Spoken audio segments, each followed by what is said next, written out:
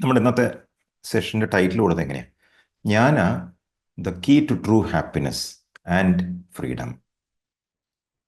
ഞാനാന്ന് പറഞ്ഞാൽ നോളജ്.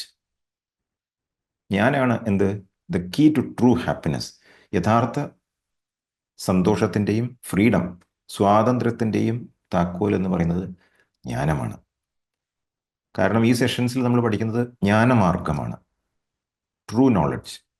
എന്താണ് ജ്ഞാനം എന്നുള്ളത് നമ്മൾ തന്നെ അന്വേഷിക്കേണ്ട ഒരു കാര്യമാണ്.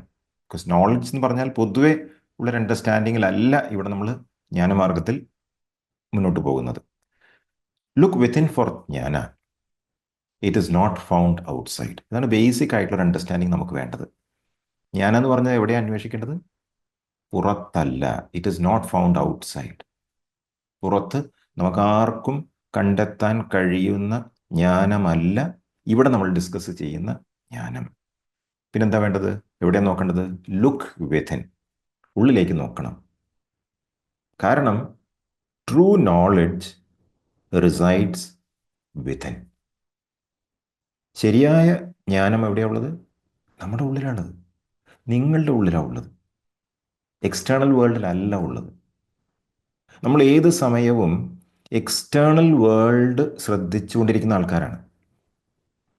കാരണം അവിടെയാണല്ലോ അറിവുള്ളത്, അവിടെ നിന്നല്ലേ കാര്യങ്ങളൊക്കെ മനസ്സിലാക്കാനുള്ളത് എന്ന തോന്നൽ കാരണം അധിക സമയവും നമ്മൾ ചെലവഴിക്കുന്നത് പുറമേയുള്ള കാര്യങ്ങൾ ശ്രദ്ധിച്ചുകൊണ്ട്. ഇനി വേറെ ഒന്നുമില്ലെങ്കിൽ ടി വി ഓൺ ചെയ്യും, അപ്പോൾ കാണാൻ പറ്റാത്തതൊക്കെ ദൂരമുള്ളത് കാണാമല്ലോ. ഇതാണ് നമ്മുടെ ഒരു മൈൻഡിൽ നോളജ് എന്ന് പറഞ്ഞാൽ, അല്ലേ? ട്രൂ നോളജ് അല്ലെങ്കിൽ ജ്ഞാന ഈസ് ഇൻസൈഡ്, നോട്ട് ഔട്ട്സൈഡ്. പക്ഷെ നമുക്കത് കാണാൻ വിഷമമാണ്. എന്താ കാരണം? Because it is veiled. അത് മറച്ചു വെച്ചിരിക്കുക. ആരാ മറച്ചു വെച്ചത്? നമ്മൾ തന്നെ. നമ്മുടെ ഉള്ളിലുള്ള ആ ജ്ഞാനമുണ്ടല്ലോ, നമുക്ക് അറിയാൻ കഴിയുന്നില്ല. പല വഴികളിലൂടെ നമ്മൾ തന്നെ ആസൂത്രണം ചെയ്യാണ്, എന്നിട്ട് മറച്ചു വെക്കുകയാണ്, കാണാതെ പോവുകയാണ്. ഓക്കെ. അപ്പോൾ പുറത്തുള്ള വസ്തുക്കളുടെ ശ്രദ്ധയാണ് ഒരു കാരണം. പുറത്ത് നമ്മൾക്ക് ഭ്രമം കൂടുതലാണ്. എല്ലാ വിഷയങ്ങളിലും നമുക്ക് ഭ്രമമാണ്. ആ ഭ്രമത്തിൻ്റെ വഴിയാൽ നമ്മുടെ മനസ്സിങ്ങനെ പോയിക്കൊണ്ടിരിക്കുകയാണ്. അങ്ങനെ പോകുന്ന സമയത്ത് നമ്മൾ അറിയാതെ മറച്ചു വയ്ക്കുകയാണ് നമ്മുടെ ഉള്ളിലുള്ള ആ സത്യം, ആ ജ്ഞാനം. ഓക്കെ. നമ്മൾ വിചാരിക്കും, എന്താ ഉള്ളിൽ നോക്കിയിട്ട് കാര്യം, എന്താ ഇപ്പോൾ ഉള്ളത് ഉള്ളിൽ? ഒരു 10 മിനിറ്റ് വെറുതെ ഇരിക്കാൻ തന്നെ വയ്യ, എന്തെങ്കിലും ഒന്ന് വേണം, ഇങ്ങനെയൊക്കെ വിചാരിക്കും അല്ലേ? വല്ലാത്ത ഡിസ്റ്റർബ്ഡ് ആണ് പല ആൾക്കാരും. വെറുതെ ഇരിക്കാൻ പറ്റുന്നില്ല അവർക്ക്. They want to be engaged all the time. അത് കാരണമാണ് അവർ വിചാരിക്കുന്നത്, എന്തിനാ ഇപ്പോൾ ഉള്ളിൽ നോക്കുന്നത്? പുറത്തുള്ള കാര്യങ്ങളെക്കുറിച്ചുള്ള അറിവല്ല എനിക്ക് വേണ്ടത്. അതല്ലേ നമ്മൾ ജനറൽ നോളജ് എന്ന് പറയുന്നത്, അല്ലേ? ഏറ്റവും കൂടുതൽ ജനറൽ നോളജ് ഉള്ളവരാണ് ഏറ്റവും മികച്ചവർ. അവർക്കാണ് പാരിതോഷികങ്ങൾ കിട്ടുന്നത്, അവർക്കാണ് എല്ലാ ബഹുമതികളും ലഭിക്കുന്നത്, ട്രോഫി, പ്രൈസസ് എല്ലാം അവർക്കാണ് കിട്ടുന്നത്. ഇവിടെ ഉള്ളിൽ നോക്കിയിട്ട് എന്താ കാര്യം? ആരും ഒന്നും തരാൻ പോകുന്നില്ല. ഒന്നാമത് ആരും അറിയാൻ പോകുന്നില്ല. Isn't it? ഇതൊക്കെയാണ് നമ്മളെ ഈ ഉള്ളിലുള്ള ജ്ഞാനത്തെ മറച്ചു വെക്കുന്ന ചില ചിന്തകളും സംഗതികളും. പുറമേ ഉള്ള നോളജ് ആണ് ജ്ഞാനം എന്നുള്ളത് എന്താണെന്നറിയോ? അജ്ഞതയാണ്. That is called ignorance. ജ്ഞാനം പുറത്തല്ല, അകത്താണ്. എല്ലാവരും പറയും, എൻ്റെ പ്രശ്നങ്ങൾ മുഴുവൻ പുറത്താണല്ലോ എന്ന്. നിങ്ങളുടെ പ്രശ്നങ്ങൾ പുറത്തല്ല, നിങ്ങളുടെ പ്രശ്നങ്ങൾ ഉള്ളിലാണ്. എൻ്റെ ജീവിതത്തിൽ ഓരോ സംഗതി വരുമ്പോഴല്ലേ എനിക്ക് സന്തോഷമുള്ളൂ. സന്തോഷം എന്ന് പറഞ്ഞ സാധനങ്ങളെല്ലാം പുറത്തല്ലേ? വ്യക്തികളൊക്കെ എനിക്ക് സന്തോഷം തരുന്നവരൊക്കെ പുറത്തല്ലേ? അല്ല, അതാണ് അജ്ഞാനം. സന്തോഷം തരുന്നവരും ദുഃഖം തരുന്നവരും എല്ലാം എവിടെയാണ്? നിങ്ങളുടെ ഉള്ളിലാണ്. അപ്പോൾ എന്ത് മാറ്റം ജീവിതത്തിൽ കൊണ്ടുവരണമെങ്കിലും എവിടെ സ്റ്റാർട്ട് ചെയ്യണം? Look within. അവിടെയാണ് സ്റ്റാർട്ടിങ് പോയിന്റ്.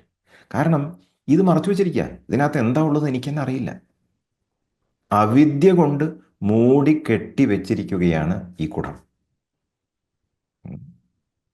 എനിക്കത് എന്താ ഉള്ളത് നോക്കാൻ യാതൊരു താല്പര്യമില്ല. അപ്പം നമ്മളാരും ജ്ഞാനികളൊന്നും അല്ല. പക്ഷേ ഒരു കാര്യം ഉറപ്പാണ്, നമ്മുടെ ഉള്ളിൽ ഒരു ജ്ഞാനിയുണ്ട്.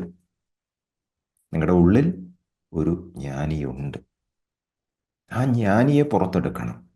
ആ ജ്ഞാനിയെ കാണണമെങ്കിൽ ആ മറ നീക്കണം. ഇല്ലെങ്കിൽ ആ ജ്ഞാനം ഒരിക്കലും പ്രത്യക്ഷപ്പെടില്ല. കാരണം നമ്മൾ ഈ അവിദ്യ കൊണ്ട്, ഇഗ്നോറൻസ് കൊണ്ട്, അജ്ഞത കൊണ്ട് മൂടിക്കെട്ടിരിക്കുക. അപ്പോൾ ഇതറിഞ്ഞതുകൊണ്ട് എന്താ കാര്യം? വലിയ കാര്യമുണ്ട്. ഇതറിഞ്ഞു കഴിഞ്ഞാൽ, നിങ്ങളൊരു ജ്ഞാനിയായി കഴിഞ്ഞാൽ നിങ്ങളുടെ എല്ലാ പ്രശ്നങ്ങളും അവസാനിച്ചു. എല്ലാ പ്രശ്നങ്ങളും. കാരണം എല്ലാ പ്രശ്നങ്ങളും എവിടെയാണ്? ഉള്ളിലാണ്. നമ്മൾ സമ്മതിക്കില്ല, എൻ്റെ പ്രശ്നം ഉള്ളിലല്ല എന്ന് പറയും. അപ്പോൾ തൽക്കാലം നമ്മളിത് മനസ്സിലാക്കിയാൽ മതി. ജ്ഞാനികൾ പറയുന്നത് നിങ്ങളുടെ പ്രശ്നങ്ങൾ ഉള്ളിലാണ്. ഓക്കെ. അപ്പോൾ നമ്മളെന്ത് വേണം? ഈ മറയെ നീക്കണം. It's called the veil of ajnana. മൂടി വെച്ചിരിക്കുകയാണല്ലോ, അത് മൂടി വെച്ചിട്ടൊന്ന് തുറന്നു നോക്കണം. തുറന്നു നോക്കിക്കഴിഞ്ഞാൽ നമ്മൾ കാണും ഉള്ളിൽ എന്താ ഉള്ളത്. അതാണ് ജ്ഞാനം. ഓക്കെ. നമുക്ക് നമ്മളെക്കുറിച്ച് തന്നെ ഒരു കറക്റ്റായിട്ടുള്ള അണ്ടർസ്റ്റാൻഡിങ് ഇല്ല. അതാണ് ഏറ്റവും വലിയ വിഷയം. ഏറ്റവും വലിയ ആ ഒരു ആവരണം ഉണ്ടല്ലോ, ആ മൂടിക്കെട്ടിയ സംഗതി ഉണ്ടല്ലോ, ആ തുണിയുണ്ടല്ലോ, ആ മറയുണ്ടല്ലോ, അതെന്താ പറയുന്നത് അറിയോ? ഞാൻ ഈ ശരീരമാണ് എന്ന് പറയുക. ദാറ്റ് ഇസ് ദ ബിഗസ്റ്റ് അജ്ഞാന. നമ്മൾ വിചാരിക്കുകയാണ് നമ്മൾ ജനിക്കുന്നുണ്ട്, നമ്മൾ മരിക്കുന്നുണ്ട് എന്ന് വിചാരിക്കുക. അപ്പോൾ ഇതെന്താ പറയുന്നത് വിചാരിക്കില്ലേ? നമ്മളെല്ലാവരും ജനിക്കുന്നു മരിക്കുന്നു ഇല്ലേ? അതിനാണ് അജ്ഞാനം എന്ന് പറയുന്നത്. ജ്ഞാനം എന്ന് പറയുന്നത് നേരെ തിരിച്ചാ. നമ്മൾ ആരും ജനിക്കുന്നുമില്ല മരിക്കുന്നുമില്ല. അപ്പോൾ നമ്മൾ ശരീരത്തെക്കുറിച്ചല്ല പറയുന്നതെന്ന് മനസ്സിലാക്കണം. ശരീരം ജനിക്കും മരിക്കും. ഞാൻ ശരീരമാണ് എന്ന് ഞാൻ വിശ്വസിച്ചാൽ ഞാൻ ജനിക്കും, ഞാൻ മരിക്കും. ഞാൻ ശരീരമല്ല എന്ന തിരിച്ചറിവ് എനിക്ക് ഉണ്ടാകുമ്പോൾ ഒരു സമാധാനം കിട്ടും. റിയലൈസേഷൻ ഉള്ളപ്പോഴോ, സാക്ഷാത്കരിക്കുമ്പോഴോ നിങ്ങൾക്ക് ഉറപ്പാണ് നിങ്ങൾ മരിക്കില്ല, നിങ്ങൾ ജനിച്ചിട്ടുമില്ല എന്ന്. ഇതാണ് ജ്ഞാനികളുടെ എക്സ്പീരിയൻസ് എന്ന് പറയുന്നത്. അനുഭവമാണ്. നമ്മളെ സംബന്ധിച്ച് സംശയാസ്പദമായിട്ടുള്ളൊരു കാര്യം കൂടിയാണ്. ഈ ജ്ഞാനികളെന്നൊക്കെ പറയുമ്പോൾ നമ്മൾ വിശ്വസിക്കില്ല. നമുക്ക് വേറെ പരിപാടിയുണ്ട് അല്ലേ എന്ന് പറയും. കാരണം നമുക്ക് സന്തോഷം ലഭിക്കാൻ എന്തൊക്കെ പരിപാടിയുണ്ട്. ഈ ഇത്രയും കോംപ്ലിക്കേറ്റഡ് ആയിട്ടുള്ള, കൺഫ്യൂസിങ് ആയിട്ടുള്ളൊരു സംഗതിയിൽ വെറുതെ തല വെച്ച് കൊടുക്കണം. ദ ജേർണി വിത്തിൻ്റെ പർപ്പസ് ഇത് അന്വേഷിക്കലാണ്. ആ ആവരണം കംപ്ലീറ്റ്ലി നീക്കിയ ശേഷം you remove completely and you become that. എനിക്കൊന്നുമില്ല, പണമില്ല എന്ന് വിചാരിച്ച് ഇരിക്കുകയായിരുന്നു. കാരണം ഇത് മൂടി കെട്ടി വെച്ചിരിക്കുന്നു. ഇത് എൻ്റെ അടുത്തുണ്ട്, ഇത് വീട്ടിലുണ്ട്. ഇത് തുറന്നു കഴിഞ്ഞപ്പോൾ ഇതിനകത്ത് മുഴുവൻ ജുവൽസ് ആണ്, ഗോൾഡ് ആണ്. But unfortunately it was covered. അത് കാരണം എനിക്ക് ആങ്സൈറ്റി ആയിരുന്നു, എനിക്ക് പേടിയായിരുന്നു, വിഷമമായിരുന്നു, ഉത്കണ്ഠയൊക്കെ ആയിരുന്നു. ഇത് തുറന്ന സമയത്ത് നിങ്ങൾ ഒരു കാര്യം മനസ്സിലാക്കണം. എന്താണ്? അയ്യോ, ഞാൻ പാവപ്പെട്ട വ്യക്തി ആയിരുന്നില്ല, ഞാൻ പണക്കാരനായിരുന്നു, ഞാൻ പണക്കാരിയായിരുന്നു. വല്ല മാറ്റം വന്നിട്ടുണ്ടോ? ഒരു മാറ്റവും വന്നിട്ടില്ല. നിങ്ങൾ ആദ്യമേ പണക്കാരനാണ്, ആദ്യമേ പണക്കാരിയാണ്. ഈ മറ നീക്കിയ ശേഷം അല്ല നിങ്ങൾ പണക്കാരനായത്, പണക്കാരിയായത്.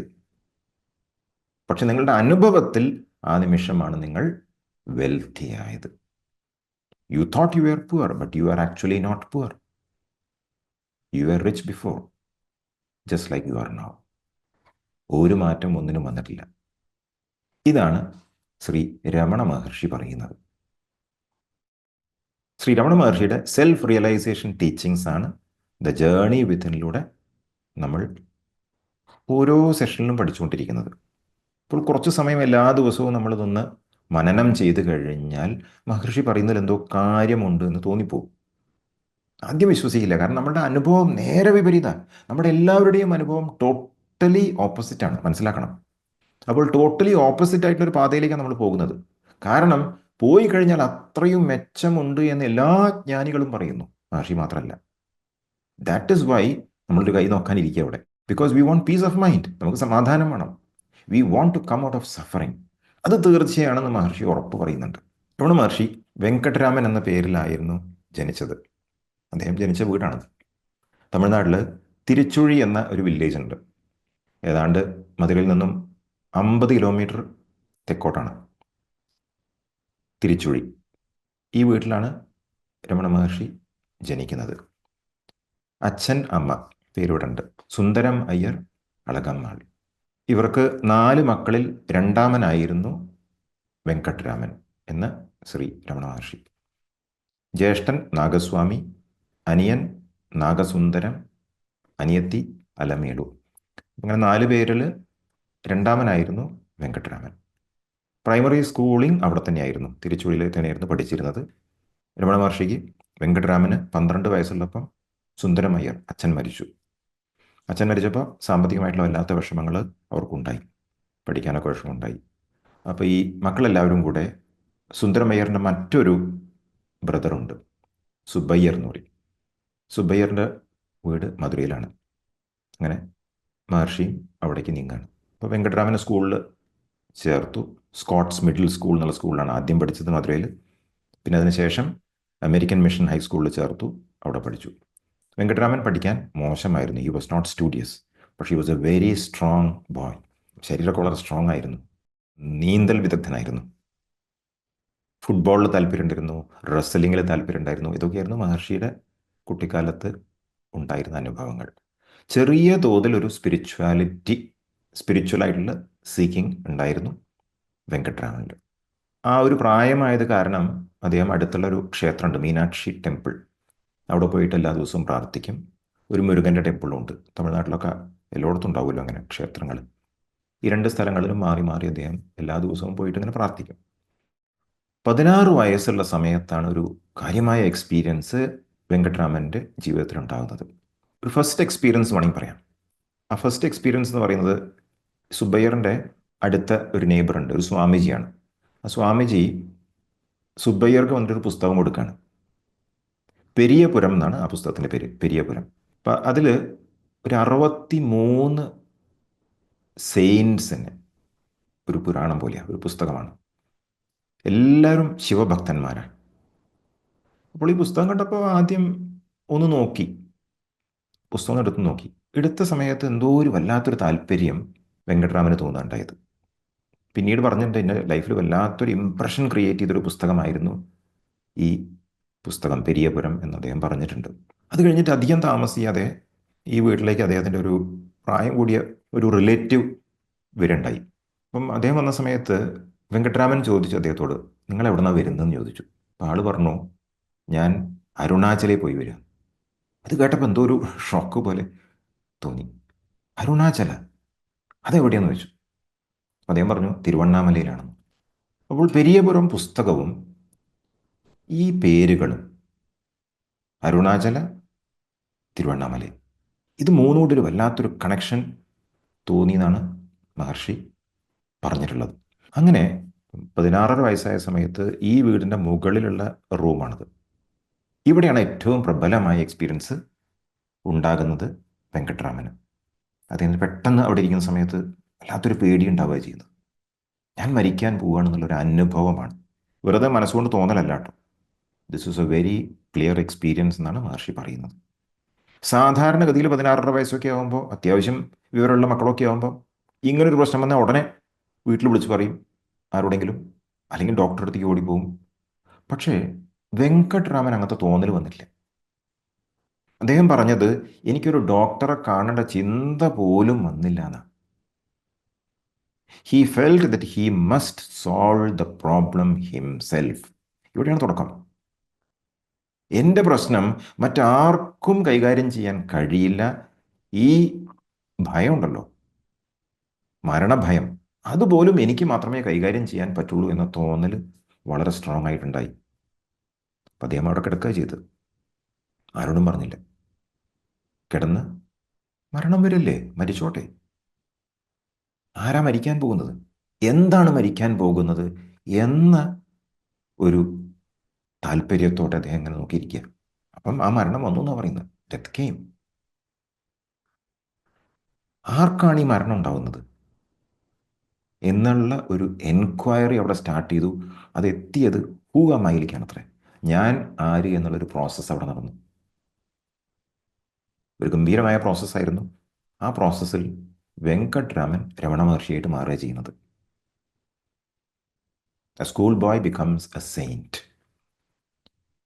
ഇവിടെയാണ് മഹർഷിയുടെ ലൈഫിലുള്ള വഴിത്തിരിവുണ്ടാവുന്നത്. ഈ ഒരു മുറിയിലാണ് അദ്ദേഹത്തിന് സെൽഫ് റിയലൈസേഷൻ ലഭിച്ചത്.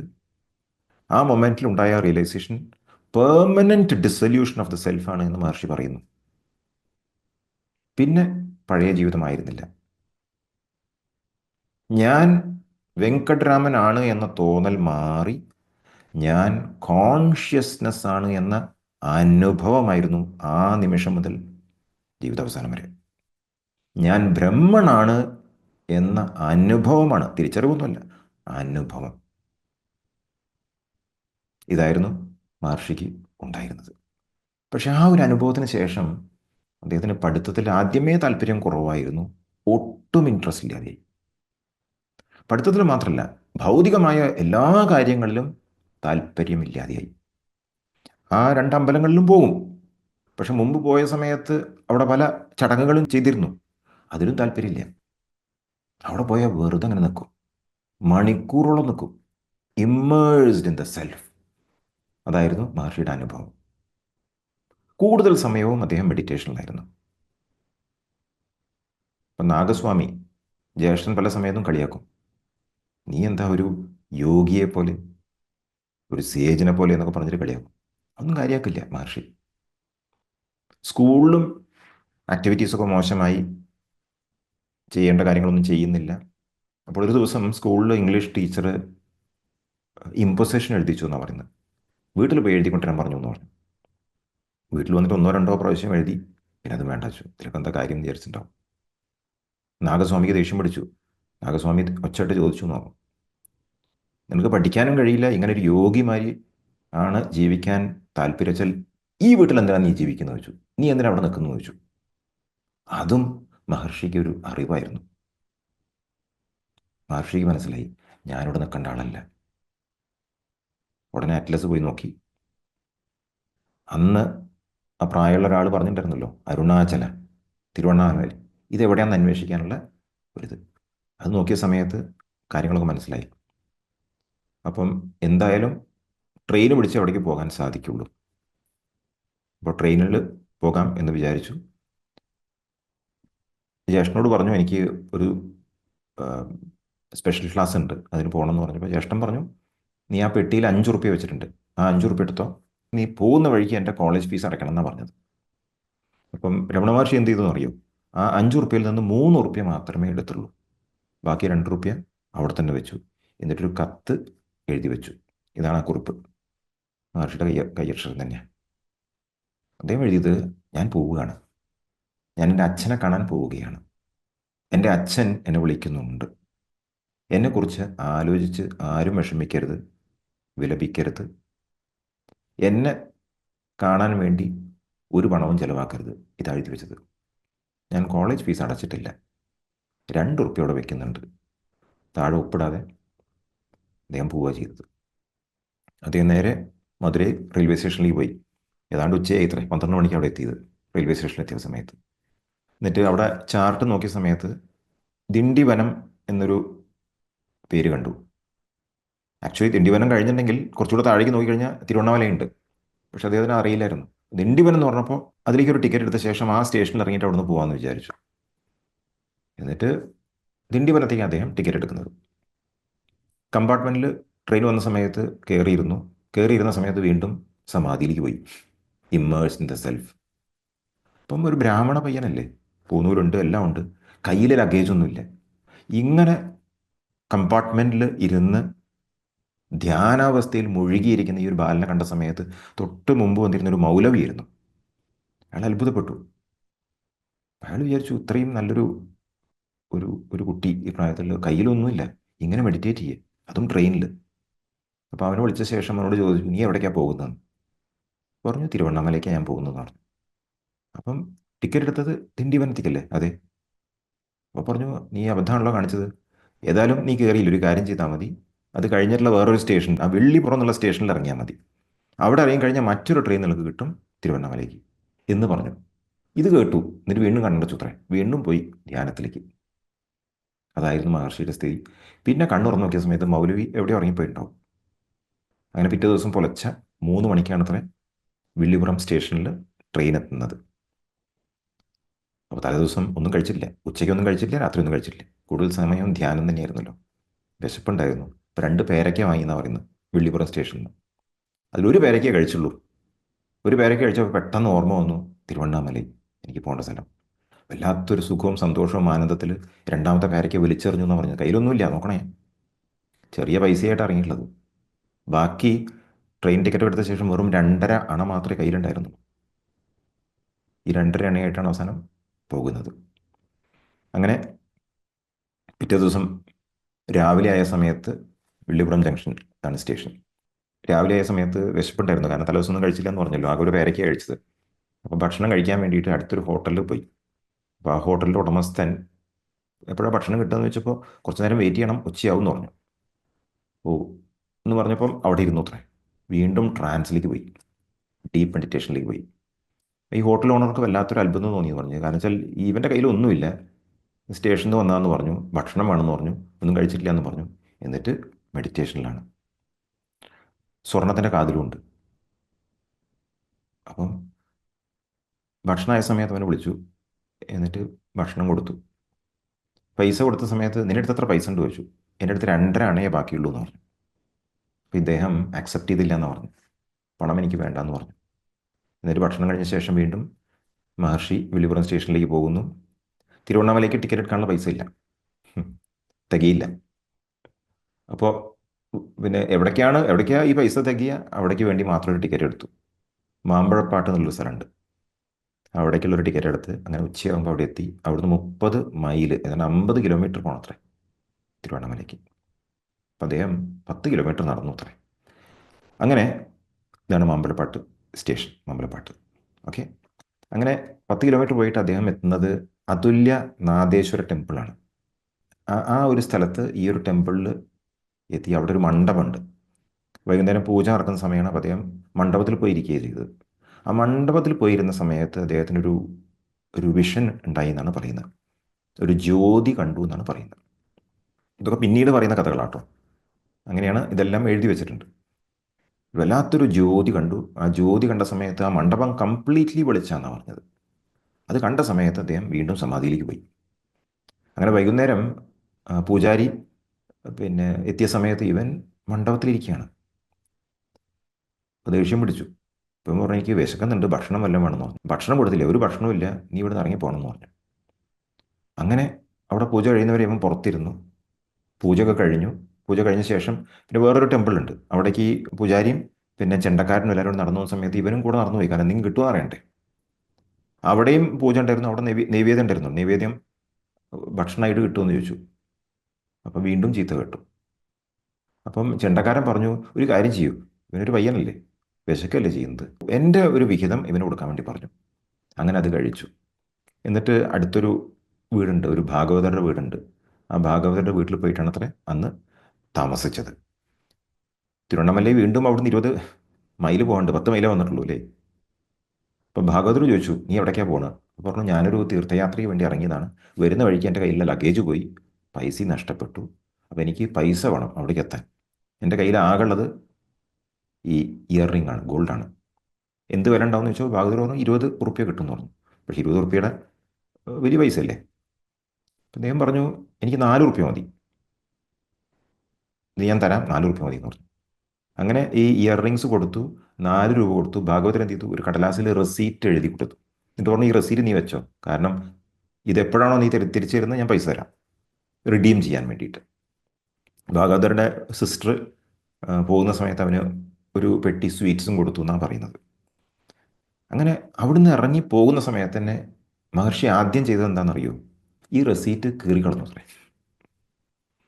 പറയുന്നത് ഇതൊരു ആക്ട് ഓഫ് റിനൗൺസിയേഷൻ ആയിട്ടാണ് പറയുന്നത്. അതായത് ഞാൻ വേണ്ടെന്ന് വെക്കുകയാണ്, എനിക്കിത് വേണ്ട, ഞാൻ തിരിച്ചു വരാൻ പോകുന്നില്ല. ഇതായിരുന്നു മഹർഷിയുടെ ഭാവം. I'm not returning home. എന്നിട്ട് വീണ്ടും വില്ലുപുറം സ്റ്റേഷനിൽ പോയി അവിടുന്ന് ഒരു ട്രെയിൻ പിടിച്ച ശേഷമാണ് അദ്ദേഹം അരുണാചല ഹിൽസിലേക്ക് എത്തുന്നത്. തിരുവണ്ണാമലൈ ഡിസ്ട്രിക്റ്റിൽ, മധുരയിൽ നിന്ന് ഏതാണ്ട് 300 കിലോമീറ്റർ ദൂരെയാണ്. അപ്പോൾ അരുണാചല ഹില്ലിൽ ഒരു പ്രത്യേകത പറയുന്നത്, ഹിമാലയം വളരെ ടോളാണല്ലോ, മൗണ്ട് എവറസ്റ്റ് ഏറ്റവും ഹൈറ്റുള്ള കൊടുമുടിയാണല്ലോ അല്ലേ. ഇതത്ര ഹൈറ്റ് ഇല്ല, പക്ഷേ ഹിമാലയം ഏതാണ്ട് ഒരു 50 മില്യൺ ഇയേഴ്സിൻ്റെ പഴക്കമേ ഉള്ളൂ. അരുണാചല ഹിൽ അങ്ങനെയല്ല, തിരുവണ്ണാമലയിലുണ്ട്. It's about 2.5 to 3.5 billion years old. ഏറ്റവും പഴക്കമുള്ള മലയാണ് അത്രേ. അപ്പോൾ എന്തുകൊണ്ടോന്നറിയില്ല, ഇത് സ്കന്ദപുരാണത്തിലൊക്കെ പറയുന്നുണ്ട് അത്ര ഇതിൻ്റെ മഹിമ. അപ്പം ഇത് ആദ്യം കേട്ട സമയത്ത് ഇവിടേക്കൊരു വിളി ഉണ്ടായിരുന്നു. അപ്പോൾ എൻ്റെ അച്ഛൻ ഇതാണ്, എൻ്റെ ഗുരു ഇതാണ് എന്ന് സങ്കല്പിച്ച് കഴിഞ്ഞിരിക്കുന്നു രമണ മഹർഷി. അങ്ങനെ അരുണാചല ഹിൽസിൻ്റെ ഫുട് ഹിൽസിലുള്ള ക്ഷേത്രമാണ് അരുണാചലേശ്വര ടെമ്പിൾ. ഈ അമ്പലം കണ്ട സമയത്ത് പുള്ളി വല്ലാതെ ഇമോഷണലായി എന്നാണ് പറയുന്നത്. അങ്ങനെ നേരെ ആ അമ്പലത്തേക്ക് കയറി ചെല്ലുക ചെയ്യുന്നത്. അവിടെ വാതിൽ തുറന്നു വെച്ചിട്ടുണ്ടായിരുന്നു. അദ്ദേഹം നേരെ പോയി ഗർഭഗൃഹത്തിലേക്ക് പോയി. എന്നിട്ട് ഉള്ളിൽ കയറിയ ശേഷം ആ ശിവലിംഗത്തിൽ കെട്ടിപ്പിടിച്ചു എന്നാണ് പറയുന്നത്. എന്നിട്ട് പറയുക ചെയ്തത്, അച്ഛാ ഞാൻ വന്നിരിക്കുന്നു എന്നാണ് ഇത്ര പറഞ്ഞത്. ഇനി നീ പറഞ്ഞാൽ മതി ഞാൻ എന്താ വേണ്ടത് എന്നാണ് അത്ര പറഞ്ഞത്. അപ്പോൾ ആ ഡെത്ത് എക്സ്പീരിയൻസ് ഉണ്ടായ ശേഷം ഈ ശിവലിംഗം കെട്ടിപ്പിടിക്കുന്ന സമയം വരെ മഹർഷിക്ക് ഉള്ളിൽ നിന്ന് വല്ലാത്തൊരു ചൂടും പുകയുള്ള മാതിരി, ഒരു സുഖമുള്ള ചൂടും പുകയായിരുന്നു. പക്ഷേ ഒരു തരം ഫ്ലെയിമിങ് ഹീറ്റ് ഉണ്ടായിരുന്നു എന്നാണ് പറയുന്നത്. ഇത് കെട്ടിപ്പിടിച്ച സമയത്ത് കംപ്ലീറ്റ്ലി പോയി എന്നാണ് അദ്ദേഹം അനുഭവമായിട്ട് പറയുന്നത്. പിന്നീട് അയ്യാങ്കുളം എന്നുള്ള ഒരു കുളമുണ്ട്, അവിടെ വലിയൊരു കുളമാണ്, കുറച്ച് കിലോമീറ്റർ അപ്പുറം. അവിടേക്ക് പോകുന്നു. അരുണാചൽ ഹിൽസ് ബാക്ക്ഗ്രൗണ്ട് അവിടെ കാണാൻ സാധിക്കും. എന്നിട്ട് അതിൽ മുങ്ങിക്കുളിക്കുകയാണ് ചെയ്യുന്നത്. മുങ്ങിക്കുളിച്ച് കയറുന്ന സമയത്ത് അവിടെ കുറേ ബാർബന്മാരുണ്ടാവും, പിന്നെ മുണ്ടനം ചെയ്യാൻ വേണ്ടിയിട്ടേ. അപ്പോൾ ഇവനെ കണ്ട സമയത്ത് ഇവനെ വിളിച്ചു. സീക്രട്ട് ത്രെട്ടൊക്കെ ഉണ്ടല്ലോ, അപ്പം ബ്രാഹ്മണനാ മനസ്സിലായി. വിളിച്ച സമയത്ത് അവൻ തലവെച്ച് കൊടുത്തു. അങ്ങനെ കംപ്ലീറ്റ്ലി മുടി എല്ലാം വടിച്ച് കളഞ്ഞു, മുണ്ടനം ചെയ്തു. എന്നിട്ട് മഹർഷി ആദ്യം ചെയ്തത് പൂന്നൂലെടുത്ത് വെള്ളത്തിലേക്ക് വലിച്ചെറിഞ്ഞു. കയ്യിൽ കുറച്ച് പൈസ ബാക്കിയിട്ടുണ്ടല്ലോ, ആ പൈസയും കുളത്തിലേക്ക് വലിച്ചെറിഞ്ഞു. ഭാഗവതരുടെ പെങ്ങൾ സ്വീറ്റ്സ് കൊടുത്തല്ലോ, അതും വലിച്ചെറിഞ്ഞു. കയ്യിലൊന്നുമില്ല. രണ്ടാമത്തെ ത്യാഗത്തിൻ്റെ പ്രതീകമായിട്ട് ചെയ്തത് ഇതാണെന്നാണ് പറയുന്നത്. ആദ്യത്തെ പ്രതീകം ആ റെസീറ്റ് കീറി വലിച്ചെറിഞ്ഞത്. രണ്ട്, ഇതൊന്നുമല്ല ഞാൻ, ഇതൊന്നും കൊണ്ട് എനിക്ക് യാതൊരു പ്രയോജനവുമില്ല എന്ന ഒരു അനുഭവത്തിൻ്റെ വെളിച്ചത്തിലാണ് അദ്ദേഹം ഇതൊക്കെ ചെയ്തത്. And he goes to the Arunachaleswara temple mandapa. 1000 പില്ലറുള്ള മണ്ഡപമാണ് അത്ര അത്. പിന്നെ അവിടെയായിരുന്നു അദ്ദേഹം ഇരുന്നത്. ഡീപ്പ് ബ്ലിസ്സിലേക്കായിരുന്നു അദ്ദേഹം പോയിരുന്നത്. ഒരനക്കം പോലില്ല, അവിടെ ഇരിക്കുമായിരുന്നു. പല സമയത്തും ആ ഇരുത്തം ദിവസങ്ങളോളം നീളും. ആ സമയത്ത് പലതരം ഇൻസെക്ട്സും എറുമ്പും എല്ലാം ശരീരത്തിൽ അരിച്ച് കാലും തുടയും ഒക്കെ കടിച്ച് ഒന്നും അറിയുന്നില്ല. He was in A very different world. ആ സമയത്ത് തന്നെ അദ്ദേഹം സൈലൻസിൻ്റെ ഒരു ഉപയോഗം എടുക്കുക ചെയ്തത്. ഏത് സമയവും ഉള്ളിലേക്ക് മാത്രം ശ്രദ്ധിച്ച്, ആര് വന്നാലും ഒന്നും സംസാരിക്കില്ല. എപ്പോഴെങ്കിലും കണ്ണു തുറക്കുന്ന സമയത്ത് ആരെങ്കിലും എന്തെങ്കിലും വെള്ളം ഒഴിച്ചു കൊടുത്താൽ കുടിക്കും, പിന്നെ വീണ്ടും സമാധിയിലേക്ക് പോകും. അങ്ങനെയായിരുന്നു അദ്ദേഹത്തിൻ്റെ അനുഭവം. അതോടെ അദ്ദേഹത്തിന് മനസ്സിലായി, ഞാനിതൊന്നുമല്ല, ഞാൻ ഈ ലോകമാണ് എന്ന അനുഭവമായിരുന്നു മഹർഷിക്ക് ഉണ്ടായിരുന്നത്. ഏതാണ്ട് 3 വർഷം അദ്ദേഹം എവിടെയും പോവാതെയും അങ്ങനെ അനങ്ങാതെയും ഇരിക്കുകയായിരുന്നു എന്ന് പറഞ്ഞൊരു പല സ്ഥലങ്ങളിലായിട്ട് ഇങ്ങനെ മാറി മാറി ഇരിക്കുകയായിരുന്നു. അങ്ങനെ 3 വർഷം കഴിഞ്ഞ ശേഷമാണ് ചെറുതായിട്ടൊരു നോർമൽസിയിലേക്ക് വരാൻ തുടങ്ങിയത്. നമ്മൾ പറയുന്ന നോർമൽ സ്റ്റേറ്റ് അല്ല, അതുണ്ടായിട്ടില്ല. എങ്കിലും ആളുകളായിട്ടൊന്ന് കമ്മ്യൂണിക്കേറ്റ് ചെയ്യാൻ പറ്റുന്ന ഒരു സ്റ്റേറ്റ് 3 വർഷം കഴിഞ്ഞപ്പോൾ. അപ്പോഴും അദ്ദേഹത്തിൻ്റെ എക്സ്പീരിയൻസ് എന്താണ്? ഞാൻ ബ്രഹ്മനാണ്, ഞാൻ കോൺഷ്യസ്നെസ് ആണ് എന്ന പൂർണ്ണമായ അനുഭവജ്ഞാനമാണത്രേ. മഹർഷിയുടെ കേസിൽ ഇത് വളരെ സ്പോണ്ടേനിയസ് ആയിട്ട് നടന്നതാണ്. അദ്ദേഹത്തിന് ഒരു പ്രാക്ടീസും വേണ്ടി വന്നില്ല, ഒരു സ്ക്രിപ്ചറും വായിച്ചിട്ടില്ല, ഒരു പുസ്തകവും വായിക്കേണ്ട ആവശ്യം വന്നില്ല, ഗുരുവും ഉണ്ടായിരുന്നില്ല. ഒരു ഗുരു മാത്രം. അതാരാണ്? അരുണാചലം. അദ്ദേഹം മനസ്സിൽ സങ്കല്പിച്ച ഗുരുവാണ് അരുണാചലം. അപ്പോൾ ആ സമയത്ത് മഹർഷി അധികം സംസാരിക്കാറുണ്ടായിരുന്നില്ല. എപ്പോഴെങ്കിലും എന്തെങ്കിലും സംസാരിക്കണമെങ്കിൽ മാത്രം സംസാരിക്കുക. കാരണം സംസാരിച്ചുകൊണ്ട് ഒരു കാര്യമില്ല എന്ന് അദ്ദേഹത്തിന് അറിയാം. അദ്ദേഹത്തിൻ്റെ ടീച്ചിങ്സിലും കൃത്യമായിട്ട് പറയുന്നുണ്ട്, എൻ്റെ സംസാരത്തിൽ ഞാൻ പറയുന്നത് കൃത്യമായ ടീച്ചിങ്സ് അല്ല, എൻ്റെ ഏറ്റവും വലിയ ടീച്ചിങ് സൈലൻസ് ആണ്. എൻ്റെ സൈലൻസ് മനസ്സിലാക്കാൻ കഴിയാത്തവർക്ക് ഞാൻ എന്തെങ്കിലുമൊക്കെ പറഞ്ഞു കൊടുക്കും എന്നേ ഉള്ളൂ. But that is only an indirect means of transmission. That is not as pure as the silent teachings that I give. അങ്ങനെ അദ്ദേഹം പറഞ്ഞിരുന്നു. അപ്പോൾ അദ്ദേഹത്തിൻ്റെ സൈലൻ്റ് ആയിട്ടുള്ള ടീച്ചിങ്സ് ആണ് ഏറ്റവും പവർഫുൾ എന്ന് പല സമയത്തും അദ്ദേഹം പറഞ്ഞിട്ടുണ്ട്. ആ സൈലൻ്റ് ആയിട്ടുള്ള അവസ്ഥയിൽ ഞാൻ കോൺഷ്യസ്നെസ് ആണ്. അദ്ദേഹത്തിൻ്റെ അനുഭവം ആ കോൺഷ്യസ്നെസ്സിലാണ് എല്ലാം ഉണ്ടാകുന്നത്. ഈ വരുന്ന നിങ്ങളും ഞാനാകുന്ന കോൺഷ്യസ്നെസ്സിൽ നിന്നും റൈസ് ചെയ്യുന്നതാണ്. എൻ്റെ ഈ ശരീരവും ഞാനാകുന്ന കോൺഷ്യസ്നെസ്സിൽ നിന്നും റൈസ് ചെയ്യുന്നതാണ്. അപ്പോൾ ആ കുളത്തിൽ എല്ലാ സാധനവും വലിച്ചെറിഞ്ഞ സമയത്ത് ഇവൺ മുണ്ട് പോലും വലിച്ചെറിഞ്ഞു. മുണ്ട് കീറിയിട്ട് അദ്ദേഹം ഒരു ലങ്കോട്ടി പോലെ എടുക്കുക ചെയ്തത്. ഒറ്റ പീസ് അതായിരുന്നു അദ്ദേഹത്തിന്. പല തണുപ്പുള്ള സ്ഥലങ്ങളിലും അദ്ദേഹത്തിന് വിഷയം ഉണ്ടായിരുന്നില്ല. തണുക്കുന്ന വല്ലാതെ തണുക്കുന്ന സമയത്ത് ഈ ഗോസ് ഇൻ ടു സമാധി, പിന്നെ ഒന്നും ബാധിക്കില്ലല്ലോ.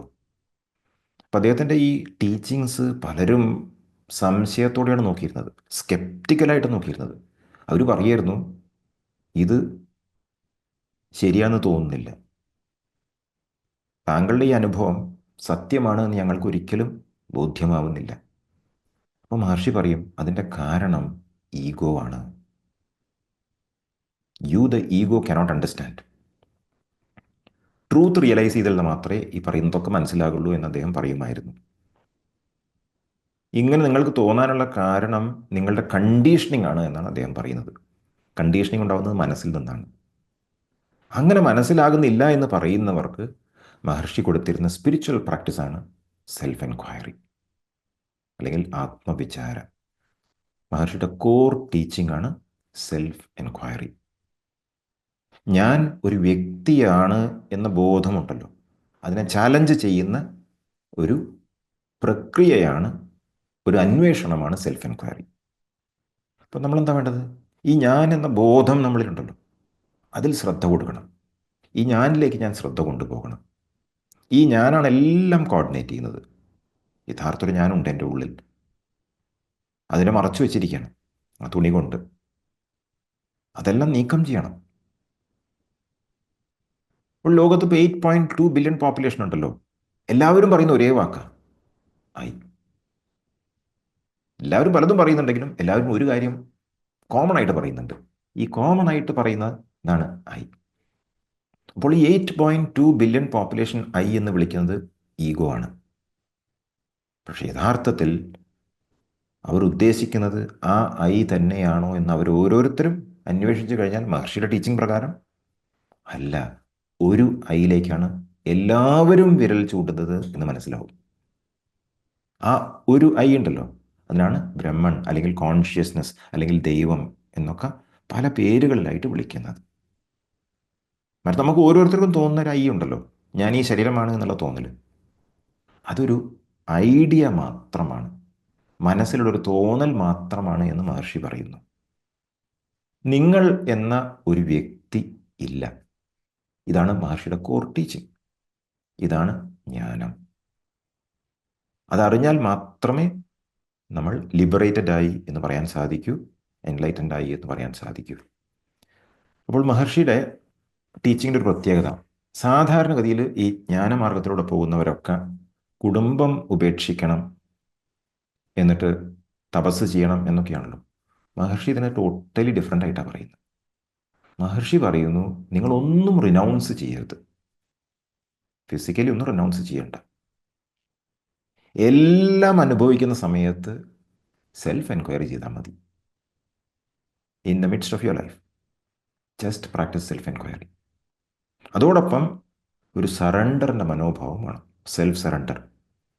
അപ്പോൾ സെൽഫ് എൻക്വയറി വിത്ത് സെൽഫ് സറണ്ടർ, ഇത് രണ്ടും കൂടെ കമ്പൈൻ ചെയ്ത് കഴിഞ്ഞാൽ നിങ്ങൾ ലിബറേറ്റഡ് ആകും. പൂർണ്ണ മനസ്സോടെ ചെയ്താൽ മതി എന്നാണ് അദ്ദേഹം പറയുന്നത്. വേറെ ഒരു ടെക്നിക്കും നിങ്ങളെ എൻലൈറ്റൻമെൻറ്റിലേക്ക് അല്ലെങ്കിൽ ലിബറേഷനിലേക്ക് എത്തിക്കില്ല എന്നാണ് മഹർഷി കൃത്യമായി പറയുന്നത്. മഹർഷിയുടെ അനുഭവം എങ്ങനെയാ വെച്ചാൽ, നമ്മളുടെ ഈ ഒരു അനുഭവം നമുക്കുള്ളത് എപ്പോഴാണ്? ഉണർന്നിരിക്കുമ്പോഴല്ലേ, വെയ്ക്കിംഗ് സ്റ്റേറ്റിലാണ്. നമ്മൾ ഉണർന്നിരിക്കുന്ന ഒരു 16 മണിക്കൂറൊക്കെയാണ് നമുക്ക് ഈ ഒരു സത്യം സത്യമായിട്ട് തോന്നുന്നത്. ഉറങ്ങിക്കഴിഞ്ഞാൽ ഇതൊന്നുമല്ല സത്യം, അല്ലേ? പാപ്പറായിട്ടുള്ള ഒരാൾ ചിലപ്പോൾ ധനികനായിരിക്കും സ്വപ്നത്തിൽ. ഈ അനുഭവമല്ല അവിടെ ഉള്ളത്. മൂന്നാമതൊരു സ്റ്റേറ്റ് ഉണ്ട്, സുഷുപ്തി. സ്വപ്നം പോലും ഇല്ലാത്തൊരവസ്ഥ. അവിടെ പോകുമ്പോൾ അതുമില്ല. ഉണർന്നിരിക്കുന്ന സമയത്ത് ഒരു അനുഭവം, സ്വപ്നം കാണുന്ന സമയത്ത് മറ്റൊരനുഭവം, സുഷുപ്തിയിൽ ഡീപ്പ് സ്ലീപ്പിൽ വേറൊരു അനുഭവം. മൂന്നനുഭവങ്ങളാണ് നമുക്കുള്ളത്. മഹർഷിയുടെ പ്രത്യേകത മൂന്നിലും ഒരേ അനുഭവമാണ് എന്നാണ്. മഹർഷി പറയാറുണ്ട്, മഹർഷിക്ക് ഡീപ്പ് സ്ലീപ്പ് ഉണ്ടല്ലോ, നമ്മളെല്ലാവരും കൂർക്കം വലിച്ചുറങ്ങുന്ന സമയമുണ്ടല്ലോ, നമുക്കൊരു ബോധവും ഇല്ലല്ലോ. മഹർഷിക്ക് ആ സമയത്തുള്ള ബോധം ഉറക്കം, സ്വപ്നം കാണുന്ന സമയത്തും വേക്കിംഗ് സ്റ്റേറ്റ്, ജാഗ്രതത്തിലും ഒരുപോലെയാണ്. അതാണ് ഏറ്റവും വലിയ ലക്ഷണം ഒരു പ്യോർ ജ്ഞാനിയുടെ. അതുകൊണ്ട് അദ്ദേഹത്തിന് ആ ബ്രഹ്മത്തിൽ നിൽക്കാൻ സാധിക്കുന്നുണ്ട്, കോൺഷ്യസ്നെസ് ആയിട്ട് നിലകൊള്ളാൻ സാധിക്കുന്നുണ്ട്. ഈ മൂന്നവസ്ഥകളും അദ്ദേഹത്തെ ബാധിക്കുന്നില്ല. ഉണർന്നിരിക്കുന്ന അവസ്ഥയും, സ്വപ്നം കാണുന്ന അവസ്ഥയും, സുഷുപ്തിയുടെ അവസ്ഥയും മൂന്നവസ്ഥകളാണ്. ഈ മൂന്നവസ്ഥകളിലും ഞാൻ ഒരുപോലെ ഉണ്ട് എന്ന അനുഭവജ്ഞാനമാണ് മഹർഷിക്കുള്ളത്. ഇതങ്ങനെ ആർക്കും കിട്ടുന്നതല്ല. അതൊരു നിയോഗമാണ് എന്ന് പറയാൻ സാധിക്കും. അപ്പം അദ്ദേഹത്തിൻ്റെ അനുഭവം ഈ കോൺഷ്യസ്നെസ് ആകുന്ന സ്ക്രീനിൽ ഇതെല്ലാം ഉണ്ടാകുന്നു, അതറിയാണ്. അപ്പോൾ ഈ ഒരു യാത്രയിൽ മഹർഷി പറയാണ്, നമ്മൾ ഈ ചെറിയ ഐ ഉണ്ടല്ലോ, ഞാനെന്ന് തോന്നലുണ്ടല്ലോ, ഞാൻ ഈ ശരീരമാണ് എന്നുള്ള ചെറിയൊരു തോന്നലാണ്. അപ്പം എനിക്ക് പേടിയുണ്ടാവും, പല പ്രശ്നങ്ങളും ഉണ്ടായിരിക്കും. നമുക്കത് അത്ര റിയലായിട്ട് തോന്നാനുള്ള കാരണം നമ്മൾ തന്നെ പ്രൊജക്റ്റ് ചെയ്യാണ്. എന്നിട്ട് നമ്മൾ പറയുകയാണ് നമ്മളിത് റിയലാണെന്ന് പറയുകയാണ്. അദ്ദേഹം പറയുന്നു, ശരിക്ക് നമ്മളെല്ലാവരും ആരാണ്? നമ്മളെല്ലാവരും ഒരു നാടകത്തിൽ അഭിനയിക്കുന്നവരെ പോലെയാണ്. നാടകത്തിൽ അഭിനയിക്കുമ്പോൾ ആ ക്യാരക്ടറായിട്ട് നമ്മൾ ലയിക്കുകയാണ്. കുറച്ച് സമയം നമ്മൾ മറക്കുകയാണ്. യഥാർത്ഥത്തിൽ അഭിനയിക്കുന്ന ഞാൻ ഒരു ആക്ടറാണ്, ഒരു ആക്ട്രസ്സാണ്, അല്ലേ? ആ നാടകത്തിന് തിരശ്ശീല വീണ് കഴിഞ്ഞാൽ എൻ്റെ പഴയ വീട്ടിലേക്ക് തന്നെ പോകണം, ഒക്കെ അവിടെ തന്നെയാണ്. പക്ഷേ നമുക്കത് അഭിനയിക്കുമ്പോൾ തോന്നുന്നില്ല എന്ന് പറഞ്ഞതുപോലെ ഈ ജീവിതം എന്ന് പറയുന്നത് മഹർഷിയുടെ കാഴ്ചപ്പാടിൽ ഒരു അഭിനയമാണ്. ഇതൊരു ഡ്രാമയാണ് on the screen of consciousness. പക്ഷേ ഇതറിയണമെങ്കിൽ ഈ കോൺഷ്യസ്നെസ് അല്ലെങ്കിൽ ബ്രഹ്മമായി ഞാൻ മാറണം. അതിനുള്ള പ്രാക്ടീസാണ് സെൽഫ് എൻക്വയറി. നാടകം പ്രൊജക്റ്റ് ചെയ്യുന്നത് ഞാനാണ്. ഈ ഞാനുണ്ടെങ്കിൽ ഈ നാടകമുള്ളൂ. ഞാൻ ശരീരമാകുന്ന ഒരു നാടകമുണ്ടല്ലോ, അത് അവസാനിച്ചു കഴിഞ്ഞാൽ ഈ നാടകമില്ല. നാടകം ഓട്ടോമാറ്റിക്കായിട്ട് നടന്നോളൂ. So he says if you remain as the self you will be fully liberated. Primary teaching അദ്ദേഹത്തിൻ്റെ എന്തായാലും സൈലൻസ് തന്നെയാണ്. പക്ഷേ ആ സൈലൻറ്റ് ടീച്ചിങ്സ് കിട്ടാത്തവർക്കാണ് ഹൂവമായി എന്നുള്ള ടീച്ചിങ്സ് കൊടുക്കുന്നത്. അപ്പോൾ അദ്ദേഹം പറയുന്നു, ഞാൻ പറയുന്ന ഓരോ വാക്കും മനസ്സിലാക്കാൻ വേണ്ടി മാത്രമാണ്, പോയിന്റേഴ്സ് മാത്രമാണ്. യഥാർത്ഥ പരമമായ സത്യം എന്നുള്ളത് മിണ്ടാതിരുന്നാൽ മാത്രമേ കിട്ടൂ. മിണ്ടാതിരുന്നിട്ട് ഉള്ളിലേക്ക് നോക്കുക. അദ്ദേഹം പറയുന്നു, എല്ലാതരം സ്ക്രിപ്റ്റേഴ്സും, ഏത് റിലീജിയസ് സ്ക്രിപ്റ്റേഴ്സ് ആയാലും ഒരു താല്പര്യം ജനിപ്പിക്കാൻ വേണ്ടി മാത്രമുള്ളതാണ്. ഈ സ്ക്രിപ്റ്റേഴ്സ് ഒന്നും നിങ്ങളെ ലിബറേറ്റ് ചെയ്യുകയില്ല. അതുകൊണ്ട് തന്നെ ഏതെങ്കിലും ഒരവസരത്തിൽ ഇതെല്ലാം വലിച്ചെറിയണം. ഇതൊന്നും കൂടെ കൊണ്ട് നടന്നിട്ട് യാതൊരു കാര്യവുമില്ല. And what you must do, you must simply focus on your practice. Self enquiry പ്രാക്ടീസിൽ മാത്രം ശ്രദ്ധ കൊടുത്തുകൊണ്ട് മുന്നേറുക. ഇതാണ് മഹർഷിയുടെ ടീച്ചിങ്. അദ്ദേഹം പറയുന്നു, നമ്മൾ കൂടുതൽ സംസാരിച്ചതുകൊണ്ട് കാര്യമില്ല, വാദിച്ചതുകൊണ്ട് കാര്യമില്ല, ഡിസ്കഷൻസിൽ ഏർപ്പെട്ടതുകൊണ്ട് കാര്യമില്ല, നമ്മളുടെ ജ്ഞാനം മറ്റുള്ളവരുടെ മുന്നിൽ ഒരു കഴിവായി തെളിയിച്ചുകൊണ്ട് ഒരു കാര്യമില്ല. ഇതൊക്കെ ശുദ്ധ മണ്ടത്തരങ്ങളാണ്. നമുക്ക് ആകെ ചെയ്യാൻ പറ്റുന്നത് നമ്മിലേക്ക് തന്നെ പോവുക. നിങ്ങളുടെ ഒരു സെൻസ് ഓഫ് ഐ ഉണ്ടല്ലോ, ഞാൻ വിഷമത്തിലാണ്, ഞാൻ സന്തോഷവാനാണ്, ഞാൻ സന്തോഷവതിയാണ്, ഇതിലൊക്കെ ഒരു ഞാനില്ലേ? ആ ഞാനിനെ അന്വേഷിക്കണം. മഹർഷി പറയുന്നു, ആ ഞാൻ സത്യമല്ല. അതുകൊണ്ട് തന്നെ ഞാൻ സന്തോഷവാനാണ് എന്നുള്ളത് സത്യമല്ല. ഒരു കാരണം കൊണ്ടാണ് എനിക്ക് സന്തോഷം ഉണ്ടാവുന്നത്. ഇതെല്ലാം ഞാൻ പ്രൊജക്റ്റ് ചെയ്യുകയാണ്. ഈ ഞാനുണ്ടെങ്കിലേ ഈ സംഭവങ്ങളെല്ലാം ഉള്ളൂ. ഞാനുണ്ടോ എന്ന് അന്വേഷിക്കണം. എനിക്ക് വിഷമമുണ്ട് എന്ന് പറഞ്ഞാൽ ഞാനുണ്ടെങ്കിലേ വിഷമമുള്ളൂ. ഞാനുണ്ട് എന്നൊരു തോന്നൽ ഞാൻ തന്നെ ഉണ്ടാക്കി വെച്ചിരിക്കുകയാണ് എൻ്റെ മനസ്സിൻ്റെ കണ്ടീഷനിങ്ങിലൂടെ. അതാണ് മായ. അതിനെ മറികടക്കണം. അത്ര ഈസിയല്ല. മഹർഷി പറയുന്ന കൃത്യമായ പ്രാക്ടീസിലൂടെ പോകണം. അത്രയും താല്പര്യം വേണം. അതുകൊണ്ടാണ് ജ്ഞാനമാർഗം ബുദ്ധിമുട്ടാണെന്ന് എല്ലാവരും പറയുന്നത്. കാരണം ആർക്കും ഇതിനുള്ള സമയമില്ല, മനസ്സുമില്ല. നമുക്കെല്ലാം എളുപ്പം കിട്ടണമല്ലോ, അല്ലേ? So the personal sense of I, Maharshi പറയുന്നു, ഒരു ഐ ഉണ്ടവിടെ. നിങ്ങൾ വിചാരിക്കുന്ന ഐ അല്ല. നിങ്ങൾ വിചാരിക്കുന്ന ഐ എന്ന് പറയുന്നത് എപ്പോഴും ദുഃഖവും സന്തോഷമൊക്കെ ആയിട്ട് മാറി മാറി ഇങ്ങനെ പോയിക്കൊണ്ടിരിക്കല്ലേ. അത് ശരിയായ ഐ അല്ല. ശരിയായ ഐ അവിടെ ഉണ്ട്. പക്ഷെ അതിന് ഐ എന്ന് പറയാൻ സാധിക്കില്ല. Because that is consciousness. അതെല്ലാമാണ്, നിങ്ങളുമാണ്, എല്ലാമാണ്. That is the infinite whole. മഹർഷിയുടെ പ്രത്യേകത എല്ലാവരും ഇഷ്ടപ്പെടുന്ന ഒരു വ്യക്തിയായിരുന്നു എന്നതിലുപരി മൃഗങ്ങൾക്ക് പോലും വളരെ ഇഷ്ടമായിരുന്നു. എല്ലാ ജീവികൾക്കും അട്രാക്ഷനായിരുന്നു. അണ്ണാക്കൊട്ടനും നായ്ക്കളും പൂച്ച എല്ലാം, മയിലുകളും ഒക്കെ ഉണ്ടായിരുന്നു അവിടെ. എന്താ കാരണം വെച്ചാൽ അദ്ദേഹത്തിന് ഒരു പേഴ്സണൽ സെൻസ് ഓഫ് സെൽഫ് ഇല്ല, ഞാനതൊരു തോന്നലില്ല. അപ്പോൾ തൻ്റെ അടുത്തേക്ക് വരുന്നവർക്കൊക്കെ സ്വയം കാണാനുള്ള ഒരു അവസ്ഥയായി മാറുകയാണ് മഹർഷിയുടെ അടുത്തേക്ക് പോകുന്നത്. Because he was not there in the body. ഒരു ചിത്രം പോലും ഉണ്ട്. മഹർഷി ഒരു വീടിൻ്റെ ജനാലിൻ്റെ സൈഡിലൂടെ നടന്നു പോകണം. പുറത്തൂടെ വെള്ളമുണ്ട്, മഴ പെയ്യുന്ന സമയമാണ്. ആ സമയത്ത് ഒരു ഫോട്ടോഗ്രാഫ് എടുത്തിട്ടുണ്ട്. എല്ലാം കാണുന്നുണ്ട്, റിഫ്ലക്ഷൻ വെള്ളത്തിൽ, അപ്പുറത്തുള്ള ജനാലയം എല്ലാം കാണുന്നുണ്ട്. മഹർഷിയുടെ റിഫ്ലക്ഷൻ മാത്രമില്ല ആ ചിത്രത്തിൽ. പലരും ചോദിക്കുന്നുണ്ട്, ഈ കാലത്താണെങ്കിൽ ഫോട്ടോഷോപ്പ് ചെയ്താൽ പറയും, 40കളിലാണ്, 1940കളിൽ. He had no personal sense of self. അതുകൊണ്ട് തന്നെ ആരെങ്കിലും അദ്ദേഹത്തിൻ്റെ കണ്ണുകളിലേക്ക് നോക്കി സംസാരിക്കുമ്പോൾ ഒരു വ്യക്തിയോട് സംസാരിക്കുന്ന തോന്നലല്ല ഉണ്ടാകുന്നത്, തൻ്റെ സെൽഫിനെ കാണുന്ന ഒരവസ്ഥയായിരുന്നു മഹർഷിയെ കാണുന്ന എല്ലാ ആൾക്കാർക്കും. അതുകൊണ്ടാണ് പലർക്കും മൊമെൻറ്റിൽ തന്നെ എവേക്കനിങ് ഉണ്ടാകുന്നത്. അതുകൊണ്ടാണ് മഹർഷിയെ ഭഗവാൻ എന്ന് പലരും സ്നേഹത്തോടെ വിളിക്കുന്നത്. ആ ഒരു സെൽഫിനെ അറിയാൻ സാധിച്ചു കഴിഞ്ഞാൽ നമുക്കെല്ലാവർക്കും ആ പീസ് ഉണ്ടാവും. സഫറിങ് എന്ന സാധനം ഉണ്ടാവില്ല. മഹർഷി വേറൊന്നും പ്രിസ്ക്രൈബ് ചെയ്തിട്ടില്ല കേട്ടോ. മഹർഷിയുടെ കാര്യമായിട്ട് വേറൊരു പ്രിസ്ക്രിപ്ഷനും ഇല്ല. ഈ വഴിക്ക് പോകുന്നവരുടെ ഒരൊറ്റ പ്രിസ്ക്രിപ്ഷൻ മാത്രമേ ഉള്ളൂ, സെൽഫ് എൻക്വയറി. വേറൊരു ഫിലോസഫിയും മഹർഷി ഇത് ചെയ്യണം അത് ചെയ്യണം ഒന്നും പറയാറില്ല. ഓരോരുത്തരോടും ചോദിക്കുമ്പോൾ അവരുടെ സൗകര്യത്തിനനുസരിച്ച് ചെയ്തോളാം പറയും. ബട്ട് അവസാനം മഹർഷി പറയുന്നത് സെൽഫ് എൻക്വയറി മാത്രം ചെയ്യാനാണ്. ഒരിക്കൽ ഒരു ഫ്രഞ്ച് പ്രൊഫസർ അദ്ദേഹത്തിൻ്റെ അടുത്ത് വന്നു അത്രേ. എന്നിട്ട് അദ്ദേഹത്തിനോട് ചോദിച്ചു അത്രേ, താങ്കളുടെ ടീച്ചിങ്സും ശങ്കരാചാര്യരുടെ ടീച്ചിങ്സും സെയിം ആണോ എന്ന്. മഹർഷി എന്താ പറഞ്ഞതെന്നറിയോ? പലരും ഞാൻ പറഞ്ഞ കാര്യങ്ങൾ കേട്ടും ഞാൻ എഴുതിയ കാര്യങ്ങൾ വായിച്ചും പറയുന്നുണ്ട് ഇത് തമ്മിൽ സിമിലാരിറ്റി ഉണ്ടെന്ന് പറയുന്നുണ്ട്.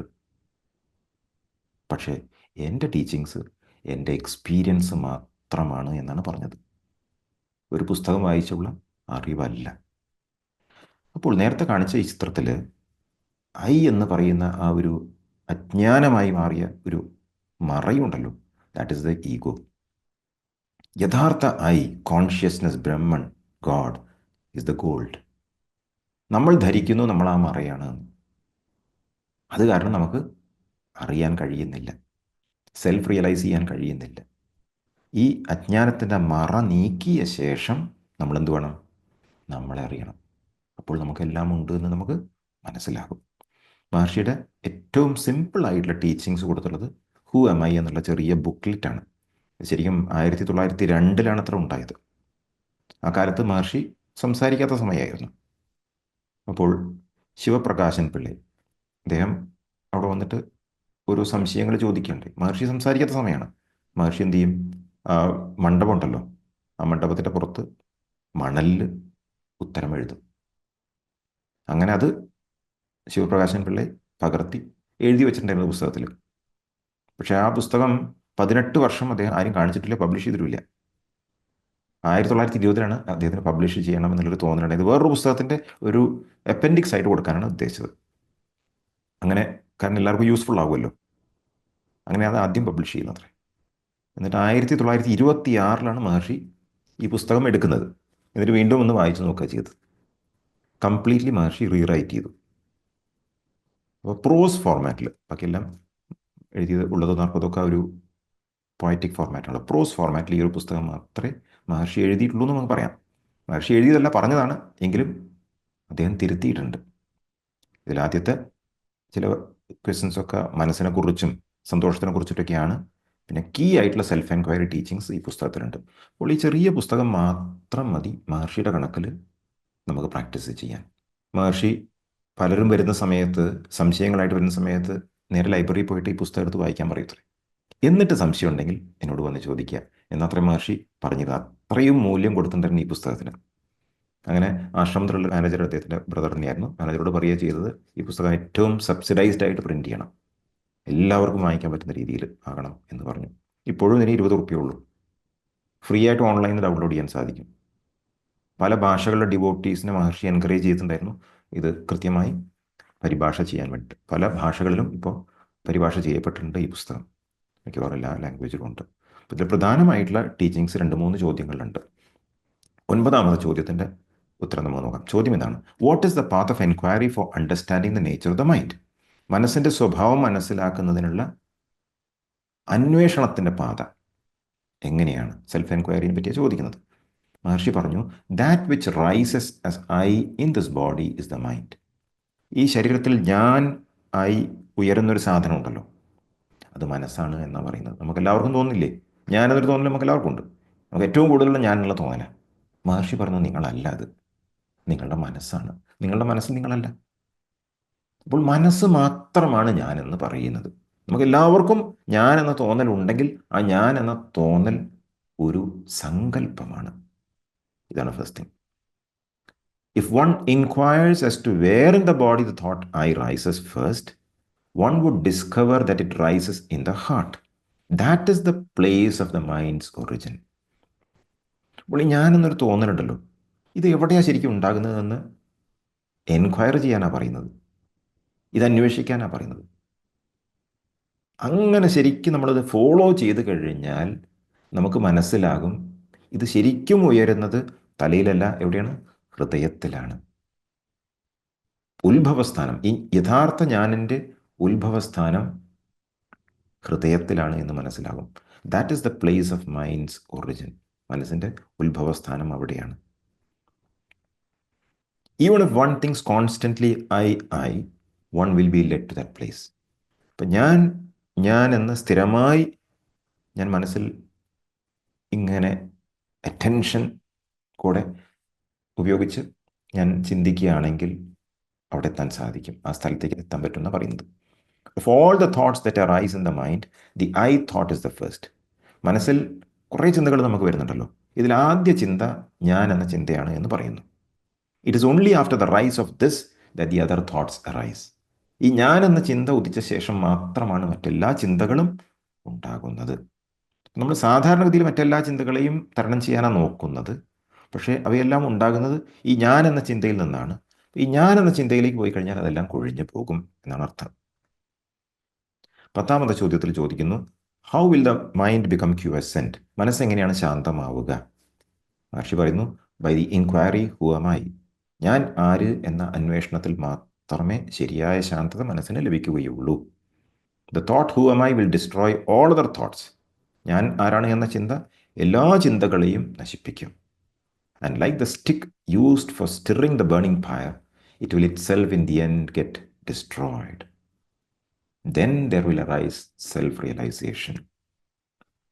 ചുടലക്കൊള്ളി എങ്ങനെയാണോ സ്വയം കത്തി നശിക്കുന്നത്, അവസാനം നമ്മൾ ഇളക്കാൻ വേണ്ടി ഉപയോഗിക്കുകയാണല്ലേ, അതുപോലെ തന്നെ ഈ ഹൂ ആം ഐ എന്ന ചിന്ത നമ്മൾ കൃത്യമായി കൊണ്ടുപോവുകയാണെങ്കിൽ ആ ചിന്തയും നശിക്കും, ചുടലക്കൊള്ളി പോലെ. അപ്പോൾ എന്തുണ്ടാവും? സ്വരൂപ ദർശനമുണ്ടാകും, സെൽഫ് റിയലൈസേഷൻ, ആത്മസാക്ഷാത്കാരം ഉണ്ടാകും എന്നാണ് മഹർഷി പറയുന്നത്.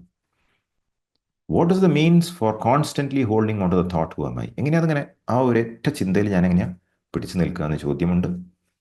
മഹർഷി പറയുന്നു, വെൻ അതർ തോട്ട്സ് അറൈസ്, മറ്റ് ചിന്തകൾ വരുന്ന സമയത്ത് one should not pursue them. ആ ചിന്തകളുടെ വഴിയാൽ പോകരുത്. ആ ചിന്തകൾക്കുള്ള സമാധാനം നിങ്ങൾ കണ്ടെത്താൻ ശ്രമിക്കേണ്ട കാര്യമില്ല. But should enquire. പകരം എന്താ വേണ്ടത്? അന്വേഷിക്കാനാണ് പറയുന്നത്. To whom do they arise? ആർക്കാണ് ഈ ചിന്ത ഉണ്ടാകുന്നത് എന്ന് അന്വേഷിക്കാനാണ് പറയുന്നത്. ആ ചിന്തയ്ക്ക് ഒരു സമാധാനം നിങ്ങൾ കണ്ടെത്താൻ പോയി കഴിഞ്ഞാൽ എവിടെ എത്തില്ല. It does not matter how many thoughts arise. നിങ്ങൾക്ക് എത്ര ചിന്ത വന്നാലും ഒരു പ്രശ്നവുമില്ല എന്ന മഹർഷി പറയുന്നത്. As each thought arises one should enquire with diligence. ഡിലിജൻ്റായി, തീക്ഷ്ണമായി, നമ്മൾ ശരിക്കും സ്ട്രോങ് ആയ പർപ്പസ്ഫുള്ളായ അറ്റൻറ്റീവ്നെസ്സിലൂടെ നമ്മൾ എന്ത് ചെയ്യണം? To whom has this thought risen? ആർക്കാണ് ഈ ചിന്ത ഉണ്ടായത് എന്ന് അന്വേഷിക്കണം. The answer that would emerge would be to me. എനിക്കാണ് ഈ ചിന്ത ഉണ്ടായത് എന്നുള്ളത് ഓട്ടോമാറ്റിക്കായിട്ട് വരില്ലേ? വരും. Thereupon, if one inquires who am I, the mind will go back to its source. ആർക്കാണ് ഈ ചിന്ത ഉണ്ടാകുന്നത്? എനിക്കാണ് എന്നുള്ള ചിന്ത വരുമല്ലോ. ആ മൊമെൻറ്റിൽ എവിടേക്ക് പോകണം? അവിടേക്ക് ശ്രദ്ധ കൊണ്ടുപോകണം. അപ്പോൾ the mind will go back to its source. മനസ്സ് അതിൻ്റെ ഉത്ഭവസ്ഥാനത്തേക്ക് പോകും, ഉറവിടത്തിലേക്ക് പോകും. അതെവിടെയാ? ഹൃദയത്തിലേക്ക്. And the thought that arose will become quiescent. അപ്പോൾ ആ ഉണ്ടായ ചിന്തയും ഇല്ലാതാകും, ശാന്തമാകും. With repeated practice in this manner the mind will develop the skill to stay in its source. നിരന്തരമായി ഇങ്ങനെ പരിശീലിച്ചു കഴിഞ്ഞാൽ എന്ത് സംഭവിക്കും? ആ ഉറവിടത്തിൽ, ഹൃദയത്തിൽ നിങ്ങൾക്ക് വസിക്കാൻ സാധിക്കും. ആത്മസാക്ഷാത്കാരം ഉണ്ടാകും എന്നാണ് മഹർഷി പറയുന്നത്. പ്രധാനപ്പെട്ട 3 ചോദ്യങ്ങളാണ് ഈ പുസ്തകത്തിലുള്ളത്, പ്രാക്ടീസിൻ്റെ ലെവലിൽ. മഹർഷി പറയുന്നു, the only useful purpose of the present birth is to turn within and realise the self. ഉള്ളിലേക്ക് തിരിഞ്ഞ് ആത്മസാക്ഷാത്കാരം നേടുക എന്നതാണ് ഈ ജന്മത്തിൻ്റെ ഏക ഉദ്ദേശം. ആ ഒരു ഉദ്ദേശം മാത്രമേ ഉള്ളൂ. ഈ ജന്മം കൊണ്ടുള്ള ഏക പ്രയോജനമാണ് അദ്ദേഹം പറയുന്നത്, സാക്ഷാത്കരിക്കുക എന്നതാണ്. അതിനെന്താ വേണ്ടത്? ടേൺ വിത്തിൻ, ഉള്ളിലേക്ക് തിരിയാൻ, സെൽഫ് എൻക്വയറി ഉപയോഗിക്കാനാണ് പറയുന്നത്. നമുക്കൊന്ന് ധ്യാനിക്കാം. Please close your eyes. കണ്ണുകളടച്ച് ശ്രദ്ധ ഉള്ളിലേക്ക് തിരിച്ചുകൊണ്ട് വല്ല ചിന്തകളും ഉള്ളിലേക്ക് വരുന്നുണ്ടോ എന്ന് നോക്കുക.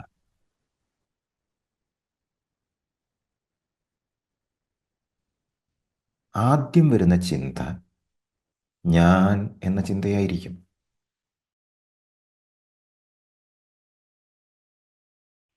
ഞാൻ ഇല്ലെങ്കിൽ ചിന്തകളില്ല.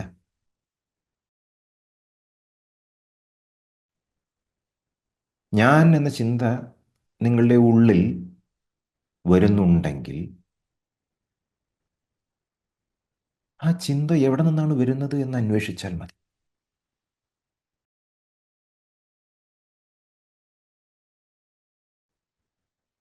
Where in the body does the thought arise first? അവിടേക്ക് ശ്രദ്ധ കൊണ്ടുപോവുക.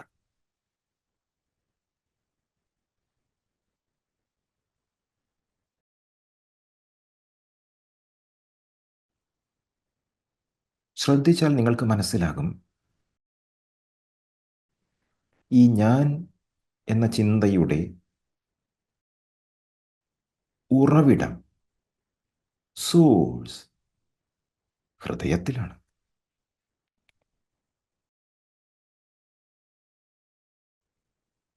മനസ്സിൻ്റെ ഉത്ഭവസ്ഥാനം ഹൃദയമാണ്.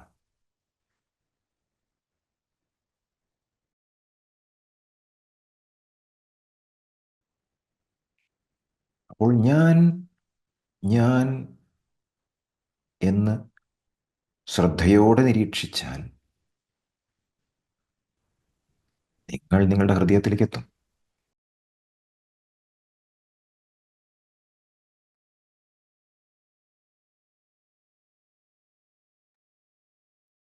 Take your attention to the eye.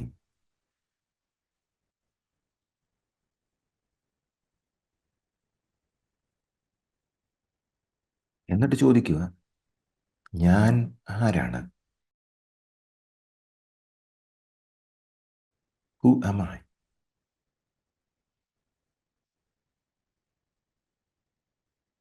ഞാൻ ശരീരമാകാൻ സാധ്യതയില്ല. കാരണം മാറിക്കൊണ്ടിരിക്കുന്ന ഒന്നും ഞാനല്ലല്ലോ. ശരീരം മാറിക്കൊണ്ടിരിക്കുന്നു.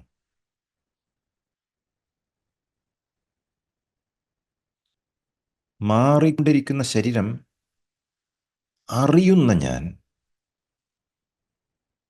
സ്ഥിരനാണ്.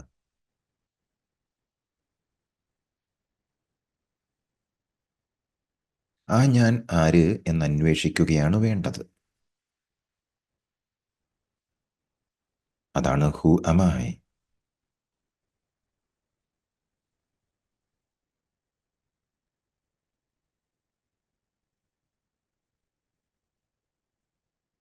മറ്റെന്തെങ്കിലും ചിന്തകൾ ഇപ്പോൾ വരുന്നുണ്ടെങ്കിൽ ആർക്കാണ് ചിന്തകൾ ഉണ്ടാകുന്നത് എന്ന് അന്വേഷിക്കുകയാണ് വേണ്ടത്.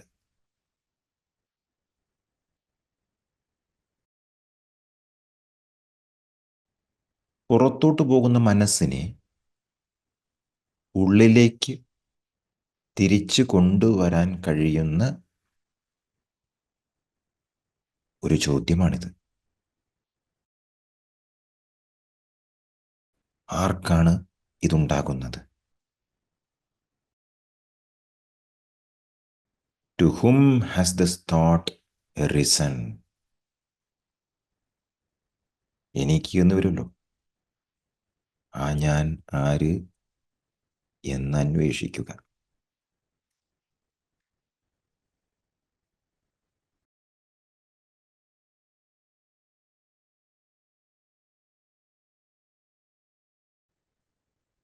പുറത്തേക്ക് സ്വാഭാവികമായി പോകുന്ന മനസ്സിനെ ഉള്ളിലേക്ക് തിരിച്ചു വെച്ചുകൊണ്ട് ഞാൻ ആര് എന്നന്വേഷിക്കുക.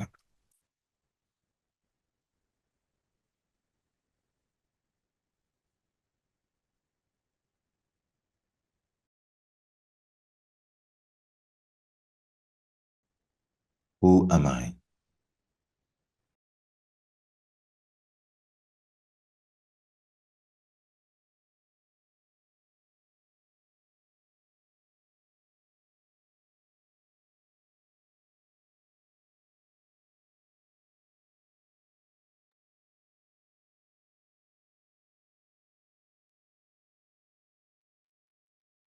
പതുക്കെ കണ്ണുകൾ തുറക്കാം. And open your eyes.